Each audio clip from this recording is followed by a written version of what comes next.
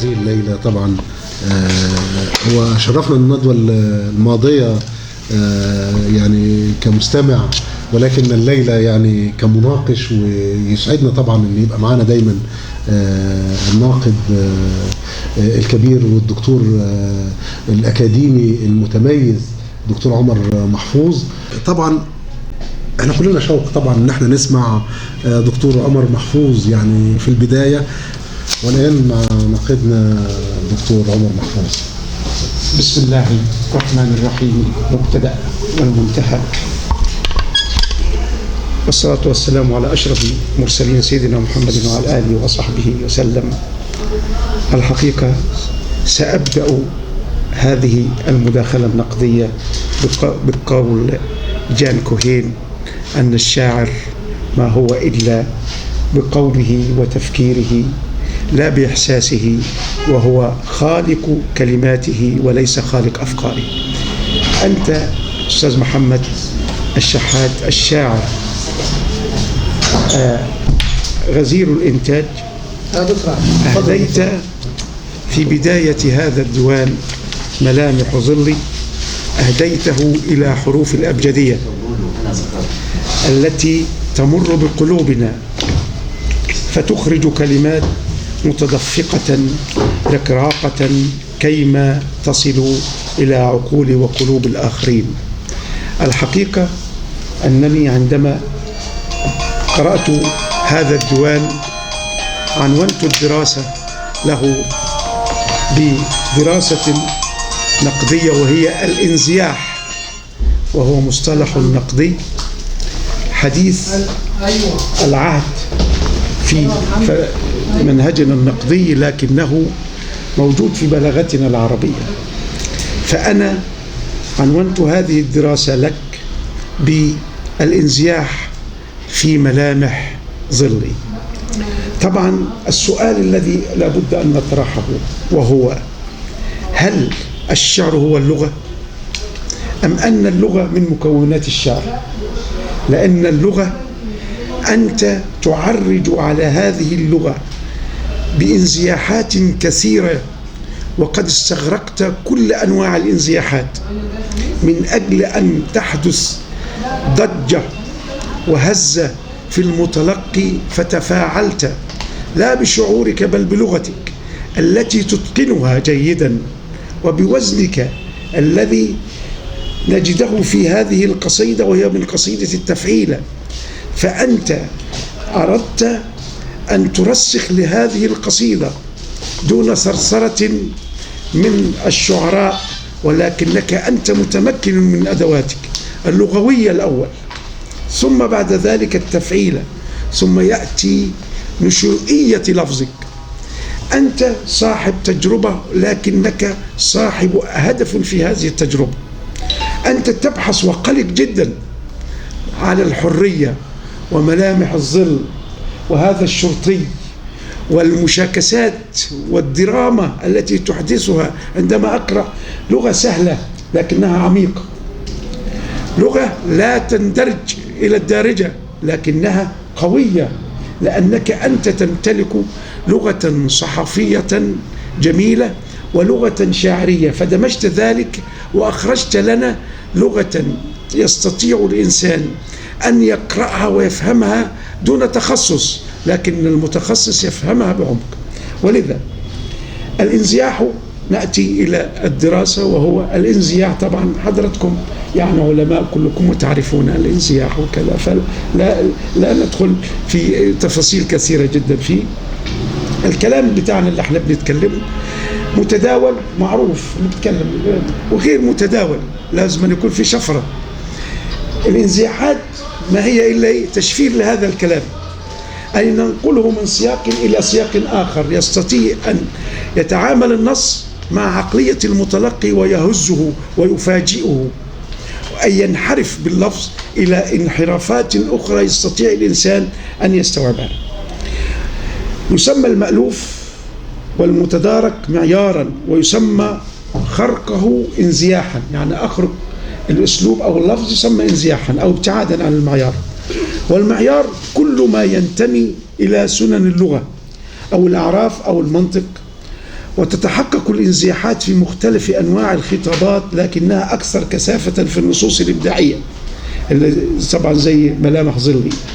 الانزياح لغة مصدر للفعل المطاوع انزاح، أزحت الشيء أي نقلته من مكان إلى مكان، أو ذهب وتباعد. واصطلاحا في النقد الحديث هو استعمال المبدع للغة مفردات وتراكيب وصور استعمالا يخرج بها عما هو معتاد ومألوف، بحيث يؤدي ما ينبغي له أن يتصف به في تفرده وإبداع وقوعه وجذب المتلقي. وما قمت به أنت هنا. فالانزياح طبعا له أسماء كثيرة جدا، الانحراف والعدول كثيرة جدا يعني منهم. طيب نأتي بعد ذلك إلى أنواع الانزياح التي في هذا الديوان. الانزياح الاستدلالي الدلالي، ويمثله المجاز، والمجاز المقصود هو المفرد فقط حصرا، وهي تلك التي تقوم على كلمة واحدة. لو أخذنا كلمة العنوان مثلا ملامح، هي جمع اسم، المفرد منها ملمح. الملمح أنت جمعت كما قال الدكتور وسبقني أن جمعت الملامح هذه ثم جعلتها في ظلي، نسبت الظل إليك بياء المخاطبة. أنت هنا انزحت عن الملامح التي تقلقك إلى ظلك.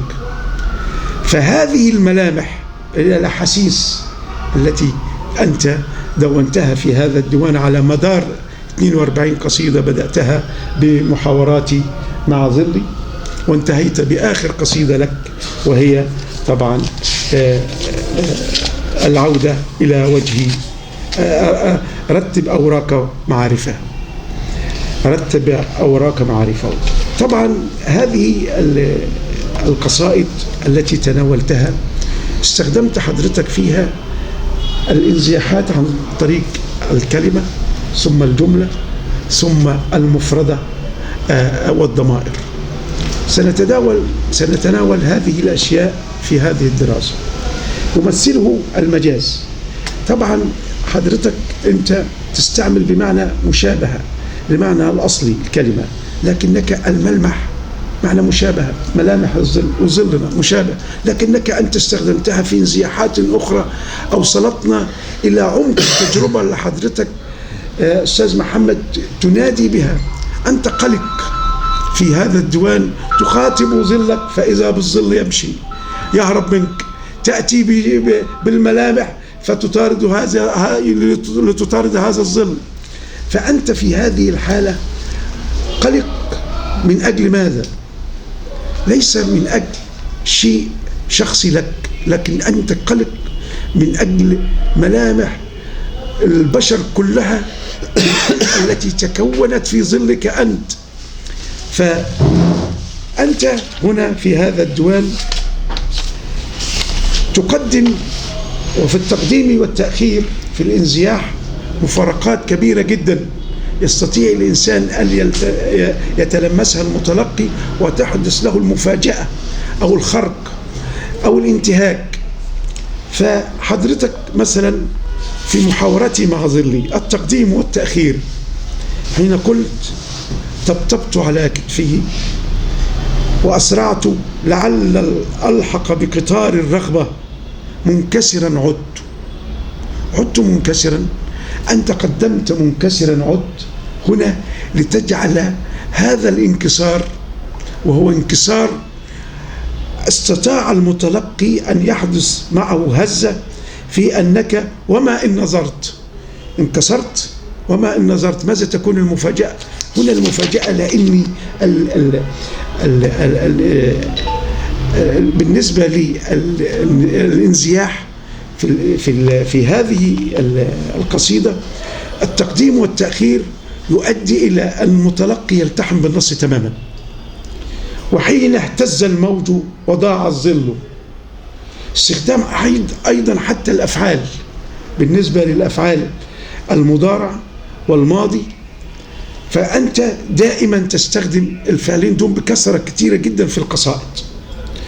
فقاومني كي يهبط، وارتسمت في عينيه طيور الفرح فغافلني. الفاء الفجائية حتى الانزياحات على مستوى الصوت والدلالة. الفاء هنا تأتي بالمفاجأة، فقاومني كي يهبط، ثم الفعل فقاومني، يعني أنت تأتي بمفاجأتين في كلمة واحدة. هذا انزياح عميق جدا عندما يستخدمه المبدع. طيب، نأتي بعد ذلك إلى الانزياحات التركيبية أو الالتفات. أنت تحسن في أن تستخدم الالتفات الذي يهز المتلقي. أوقفني ظلي، هنا التفات فظيع جدا، وقفني فجأة ظلي كي يتحسس ضوء الشمس. الظل هذا ماذا يتحسس؟ يتحسس ضوء الشمس، الحرية التي ينادي بها محمد الشحات، وهو مثقل بهذا الهم الإنساني في دواوينه وفي أعماله الشعرية. طبعا الدكتور قرأ هذه الأعمال، لأننا لم أقرأ إلا هذا الديوان فقط. كي يتحسس، وهل سيكون أمامي أم خلفي؟ الحيرة شديدة جدا في هذا الالتفات، فأنت في حيرة شديدة في الالتفات، جعلته في اللغة بكلمتين، أمامي أم خلفي. هذا التحسس. حتى خفت، التفات بالشعور، انزياح من هذا الشعور إلى شعور البحث عن هذا الحرية. فإذا بك تخاف فتلتفت، وحين رأيت جيوش السحب وكنت أحاول أن أسبقه فلم يلحقني، وتعثر حتى وقفت فلم ألمحه، حتى اختفت الشمس أوقفني مصباح الشارع. الوقفات عندك هنا انزياحية كبيرة جدا بالفعل. أوقفني الفعل المضارع، هذا الفعل ومع الضمير تنزاح من هذا الإحساس بالوقفة. والذي أوقفك ليس الشرطي الآن، بل هو مصباح الشارع. فأنت تبحث عن ضوء في هذا الظل الذي استطعت في هذه الملامح أن تحير كل المتلقين بين ملامحك وظلك. افتعل الظل مشاكسة، أنت هنا الدرامية في الحركة، انزياح الحركة هنا، أنت تنزاح أيضا من الفعل الذي يؤدي بك إلى الحركة، ثم تصنع درامية مع هذا الفعل كي تهز هذا المتلقي في افتعل الظل مشاكسة. طبعا الإيجاز في هذا والكناية عن هذه المشاكسة مع الظل هنا أيضا انزياحا آخر من الانزياحات الدلالية. طبعا التقديم والتأخير، وبقايا ضوء، وبقايا، وجلست على مقربة كي أركبه.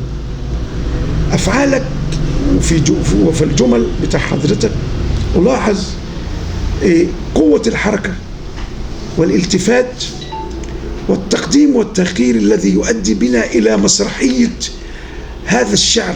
أنت قصيدتك ليست ثابتة، بل هي تتحرك على المسرح، مسرح اللغة التي أهديتها لها. في أيضا انزياح دلالي في مشاكسات لا تنتهي وحضرتك قرأتها. أوصاه النادي إلى أن قلت لا يخفي فيض مشاعره إذ ما طفح الشوق بداخله، وأخبره بأن تجاعيد الزمن قد امتلكت كل ملامحه، وأن مداومة العشق ستنجيه. هنا انزياح أيضا في هذه الاستعارة، اصطفح الشوق بداخله. نأتي على استعارة أخرى، وأن جيوش الخوف إذا ما مرت داخله ستسكنه. طبعا الخوف طبعا بأمر يعني معنوي، جعلته جيوشا.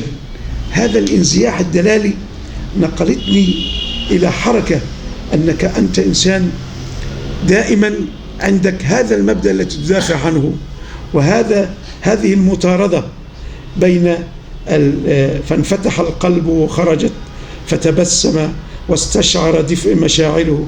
مشاعرها لم تسأله كيف تحمل آيات الهجر تحسس ما أمكنه من ماضيه فاختمر بداخله بركان مشاعره.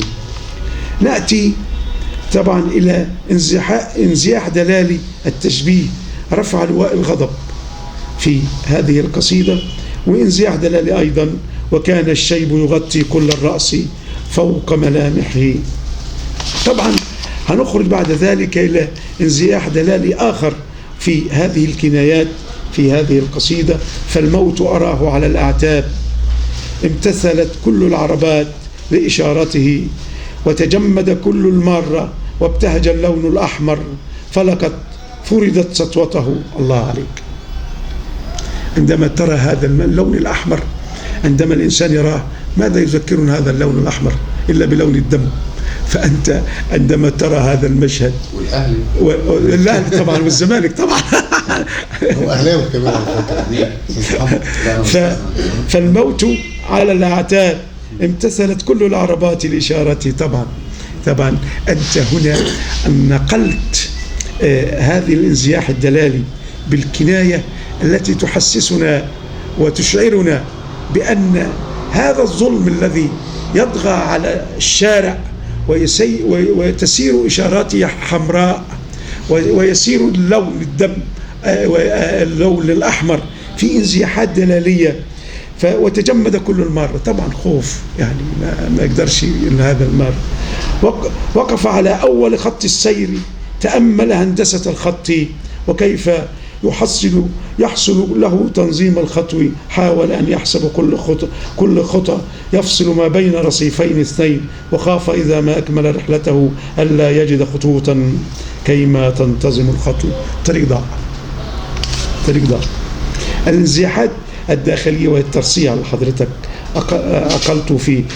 قلت في مصالحة مع هذه القصيدة لك: أشعر أني منقسم منشطر نصفين، لي كفنان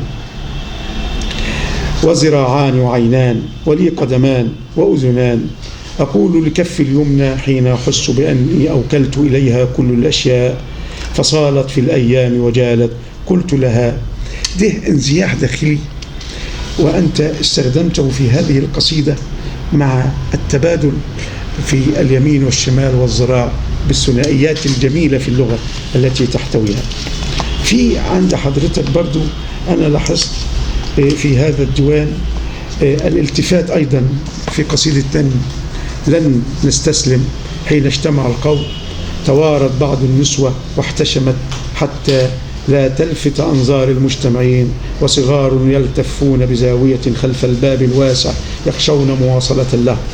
التفات هنا التفات حركي بالأفعال بتاع حضرتك كانت قوية جدا في هذه القصيدة، توشك أن تتأرجح.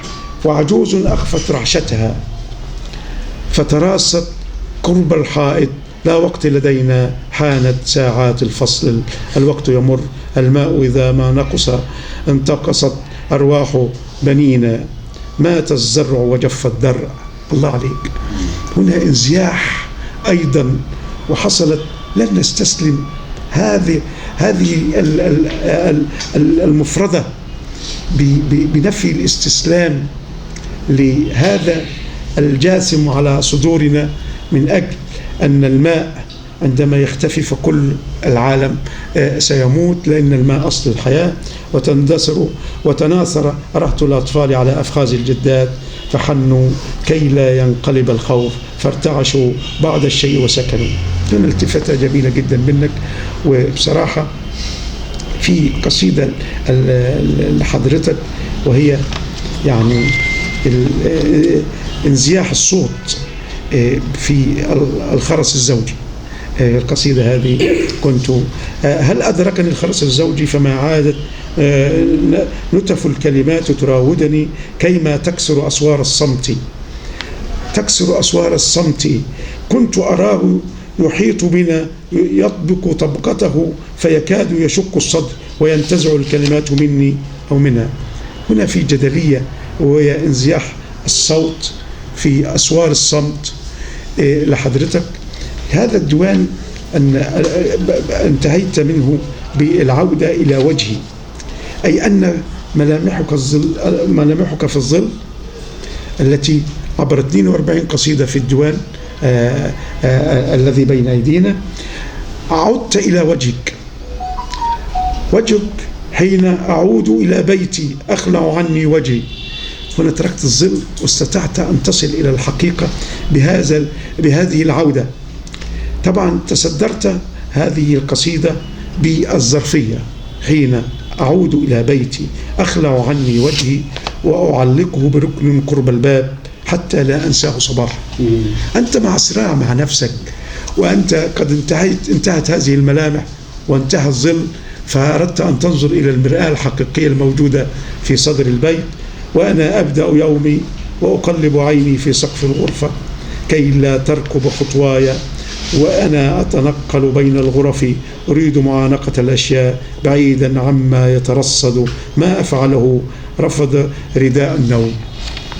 أنت قلق، لكن هذا القلق هو الذي أنتج لنا 22 ديوان من الشعر من هذه التجربة العميقة لشاعر مثلك الأستاذ محمد الشحات. اسمح لي أن أقول أنك في هذا الديوان أنك استطعت أن تمارس كل أنواع الانزياحات، سواء كان دلاليا أم تركيبيا أم على مستوى الصوت أم على مستوى الحرف أم على مستوى الضمير. الحقيقة أستاذ محمد أنا سعيد وأنا أتناول هذا الديوان، وسعيد أيضا بأن أكون في ملتقى الشعر العربي، وسعيد أن أكون بجواركم جميعا. وأشكر الأستاذ الكبير الأستاذ عيد عبد الحليم الشاعر، وأشكر الأستاذ فولاذ، وأشكر الدكتور، أشكركم جميعا. أشكرك أستاذ محمد وأهنئك بهذا الديوان. شكرا أستاذ دكتور عمر محفوظ على هذه القراءة حول بنية الانزياحات في ديوان ملامح ظلي، وهو عرج على مناطق كثيرة واستخدامات بلاغية كثيرة يستخدمها الأستاذ محمد، وهي تيمات يعني نصية في نصه الشعري، ويعني ومعرفية أيضا كمان، يعني لأن هذه الانزياحات زي ما قال دكتور عمر وسعت الدلالة داخل الديوان، وأعطتنا مساحة كقراء كمان إن احنا نعايش هذه التجربة ونقترب منها أيضا.